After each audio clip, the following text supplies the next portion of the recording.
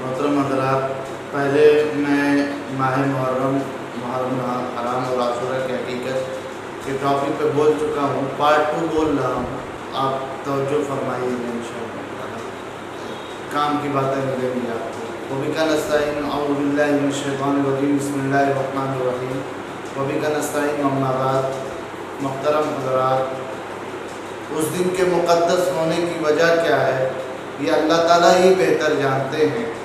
کس دن کو اللہ تعالیٰ نے دوسرے دنوں پر کیوں فضیلت دی اور اس دن کا کیا مرتبہ تھا،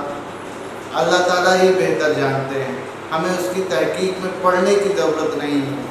بعض لوگوں میں یہ بات مشہور ہے کہ جب حضرت آدم علیہ السلام دنیا میں اترے تو عاشورہ کا دن تھا، اور جب حضرت نوح کی کشتی طوفان کے بعد خشکی میں اتری تو وہ دن بھی عاشورہ کا دن تھا۔ حضرت ابراہیم علیہ السلام کو جب آگ میں ڈالا گیا، اس آگ کو اللہ تعالیٰ نے اس کے لیے گلزار بنا دیا، وہ دن بھی عاشورہ کا دن تھا، اور قیامت عاشورہ کا دن قائم ہوگی۔ یہ باتیں لوگوں میں مشہور ہیں، لیکن ان کی کوئی اصل اور بنیاد نہیں، کوئی صحیح روایت ایسی نہیں ہے جو یہ بیان کرتی ہو کہ یہ واقعات عاشورہ کے دن پیش آئے تھے۔ صرف ایک روایت میں ہے کہ جب حضرت موسیٰ علیہ السلام کا مقابلہ فرعون سے ہوا اور حضرت موسیٰ علیہ السلام دریا کے کنارے پہنچ چکے تھے اور پیچھے فرعون کا لشکر آ رہا تھا، تو اللہ تعالیٰ نے اس وقت حضرت موسیٰ علیہ السلام کو حکم دیا کہ اپنی لاٹھی دریا کے پانی پر ماریں، جس کے نتیجے میں دریا میں 12 راستے بن گئے۔ ان راستوں کے ذریعے موسیٰ علیہ السلام کا لشکر دریا کے پار چلا گیا، اور جب فرعون دریا کے پار پہنچا اور اس نے دریا میں خشک راستے دیکھے تو وہ بھی دریا کے اندر چلا گیا۔ لیکن جب فرعون کا پورا لشکر دریا کے بیچ میں پہنچا تو پانی مل گیا۔ یہ واقعہ عاشورہ کا دن پیش آیا۔ اس کے بارے میں ایک روایت موجود ہے جو نسبتاً بہتر روایت ہے، لیکن اس کے علاوہ جہاں دوسرے واقعات ہیں ان کے عاشورہ کے دن میں ہونے پر کوئی اثر اور بنیاد نہیں۔ جیسا کہ میں نے عرض کیا کہ اس تحقیق میں پڑھنے کی ضرورت نہیں، کس وجہ سے اللہ تعالیٰ نے اس دن کو فضیلت بخشی، بلکہ یہ سب اللہ عز و جل کے بنائے ہوئے ایام ہیں، تو وہ جس دن کو چاہتا ہے اپنی رحمتوں اور برکتوں کے نزول کے لیے منتخب فرما دیتے ہیں، وہی اس کی حکمت اور مصلحت کو جاننے والے ہیں۔ یہ بات ہمارے اور آپ کے ادراک سے ماورا ہے، اس لیے اس بحث میں پڑھنے کی ضرورت نہیں۔ البتہ اتنی بات ضرور ہے کہ جب اللہ تعالیٰ نے اس دن کو اپنی رحمت اور برکت کے نزول کے لیے منتخب کر لیا تو اس کا تقدس یہ ہے کہ اس دن کو اس کام میں استعمال کیا جائے جو کہ نبی کریم صلی اللہ علیہ وسلم کی سنت کے مطابق ہو، سنت کے طور پر اس دن کے ہیں۔ صرف ایک حکم دیا گیا ہے کہ اس دن روزہ رکھا جائے۔ چنانچہ ایک حدیث میں حضور اقدس صلی اللہ علیہ وسلم نے فرمایا کہ اس دن میں روزہ رکھنا گزشتہ ایک کے گناہوں کا کفارہ ہو جائے گا۔ بس یہ ایک رکن سنت ہے، اس کی کوشش کرنی چاہیے کہ اللہ تعالیٰ اس کی توفیق عطا فرمائے، آمین ثم آمین۔ اس میں ایک مسئلہ اور بھی ہے، وہ یہ کہ حضور صلی اللہ علیہ وسلم کی حیات طیبہ میں جب بھی عاشورہ کا دن آتا آپ صلی اللہ علیہ وسلم روزہ رکھتے، لیکن وفات سے پہلے جو عاشورہ کا دن آیا تو آپ صلی اللہ علیہ وسلم نے عاشورہ کا روزہ رکھا، اور ساتھ ہی یہ بھی فرمایا 10 محرم کو ہم بھی روزہ رکھتے ہیں اور یہودی بھی روزہ رکھتے ہیں، اور یہودیوں کے روزہ رکھنے کی وجہ وہی تھی کہ اس دن بنی اسرائیل کو اللہ تعالیٰ نے حضرت موسیٰ علیہ السلام کے ذریعے فرعون سے نجات دی تھی، اس کے شکرانے کے طور پر یہودی اس دن روزہ رکھتے تھے۔ بہرحال حضور صلی اللہ علیہ وسلم نے ارشاد فرمایا کہ ہم بھی اس دن روزہ رکھتے ہیں اور یہودی بھی اس دن روزہ رکھتے ہیں، جس کی وجہ سے ان کے ساتھ ہلکی سی مشابہت پیدا ہو جاتی ہے۔ اس لیے اگر میں آئندہ سال میں زندہ رہا تو صرف عاشورہ کا روزہ نہیں رکھوں گا، بلکہ اس کے ساتھ ایک اور روزہ ملاؤں گا، 9 محرم یا 11 محرم کا روزہ بھی رکھوں گا، تاکہ یہودیوں کے ساتھ مشابہت ختم ہو جائے۔ لیکن اگلے سال عاشورہ کا دن آنے سے پہلے حضور صلی اللہ علیہ وسلم کا وصال ہو گیا، اور آپ صلی اللہ علیہ وسلم کو اس پر عمل کرنے کا موقع نہیں ملا، کیونکہ حضور صلی اللہ علیہ وسلم نے یہ بات ارشاد فرما دی تھی کہ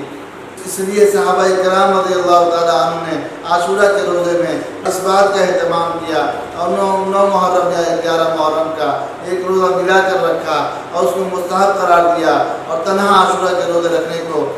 حضور صلی اللہ علیہ وسلم کے اس ارشاد کی روشنی میں مکروہ تنزیہی خلاف اولا قرار دیا۔ یعنی اگر کوئی شخص صرف عاشورہ کا روزہ رکھ لے تو وہ گناہگار نہیں ہوگا بلکہ اس کا عاشورہ کا ثواب ملے گا۔ لیکن چونکہ آپ صلی اللہ علیہ وسلم کی خوش خواہش 2 روزے رکھنے کی تھی، اس لیے اس خواہش کی تکمیل میں بہتر یہ ہے کہ 1 روزہ اور ملا کر 2 روزے رکھے جائیں۔ رسول کریم صلی اللہ علیہ وسلم کے خود ارشاد میں ہمیں ایک اور سبق ملتا ہے، وہ یہ کہ غیر مسلموں کے ساتھ ادنا مشابہت بھی حضور صلی اللہ علیہ وسلم نے پسند نہ فرمائی، حالانکہ وہ مشابہت کسی برے اور ناجائز کام میں نہیں تھی، بلکہ ایک عبادت میں مشابہت تھی کہ اس دن جو عبادت کو کر رہے ہیں اسی دن ہم بھی وہی عبادت کر رہے ہیں، لیکن آپ صلی اللہ علیہ وسلم نے اس کو بھی پسند نہ فرمایا۔ کیوں؟ اس لیے اللہ تعالیٰ نے مسلمانوں کو جو دین عطا فرمایا وہ سارے ادیان سے ممتاز ہے اور ان پر فوقیت رکھتا ہے، لہذا ایک مسلمان کا ظاہر و باطن بھی غیر مسلم سے ممتاز ہونا چاہیے۔ اس کا طرز عمل، اس کی چال و ڈال، اس وضع و قطع، اس کا سراپا، اس کے اعمال، اس کے اخلاق، اس کی عبادتیں وغیرہ ہر چیز غیر مسلموں سے ممتاز ہونی چاہیے۔ چنانچہ احادیث مبارکہ میں حکم جا بجا ملے گا کہ حضور صلی اللہ علیہ وسلم نے فرمایا کہ غیر مسلموں سے الگ طریقہ اختیار کرو۔ چنانچہ فرمایا مشرکین جو اللہ تعالیٰ کے ساتھ دوسروں کو شریک ٹھہراتے ہیں ان سے اپنا ظاہر و باطن الگ رکھو۔ جب عبادت بندگی اور نیکی کے کام میں بھی نبی کریم صلی اللہ علیہ وسلم نے مشابہت پسند نہیں فرمائی تو اور کاموں میں اگر مسلمان ان کی مشابہت اختیار کریں تو یہ کتنی بری بات ہوگی۔ اگر یہ مشابہت جان بوجھ کر اس مقصد سے اختیار کی جائے کہ ان جیسا نظر آؤں تو یہ گناہ کبیرہ ہے۔ حضور صلی اللہ علیہ وسلم نے ارشاد فرمایا جو شخص کسی قوم کی مشابہت اختیار کرے وہ اسی قوم کے اندر داخل ہے۔ مثلا کوئی شخص انگریزوں کا طریقہ اس لیے اختیار کرتا ہے کہ میں دیکھنے میں انگریز نظر آؤں تو یہ گناہ کبیرہ ہے، لیکن اگر دل میں یہ نیت نہیں ہے کہ میں ان جیسا نظر آؤں بلکہ ویسے ہی مشابہت اختیار کر لی تو یہ گناہ کبیرہ تو نہیں مگر مکروہ یہ بھی ہے۔ افسوس ہے کہ آج مسلمانوں کو اس حکم کا خیال اور پاس نہیں رہا۔ اپنے طریقہ کار میں،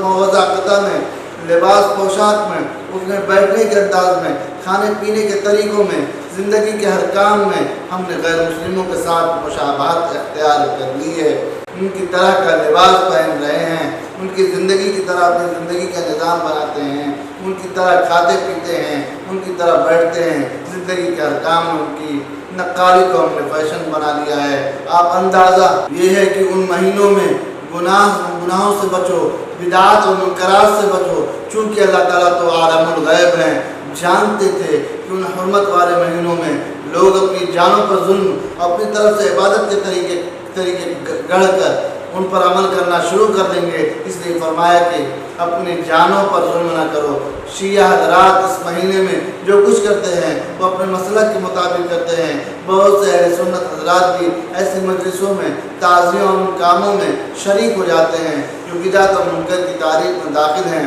قرآن کریم نے تو صاف حکم دے دیا کہ ان مہینوں میں اپنی جانوں پر ظلم نہ کریں، بلکہ ان اوقات کو اللہ کی عبادت میں اور اس کے ذکر اور اس کے لیے روزہ رکھتے رہیں، اس کی طرف رجوع کرنے میں، اس سے دعائیں کرنے میں صبر کریں اور ان فضولیات میں اپنے آپ کو بچائیں۔ اللہ تعالیٰ اپنے فضل و کرم سے اس مہینے کی حرمت اور عاشورہ کے حرمت اور عظمت سے فائدہ اٹھانے کی ہم سب کو توفیق عطا فرمائے، اپنی رضا کے مطابق اس دن کو گزارنے کی توفیق عطا فرمائے۔ آمین ثم آمین۔ وآخر دعوانا الحمدللہ۔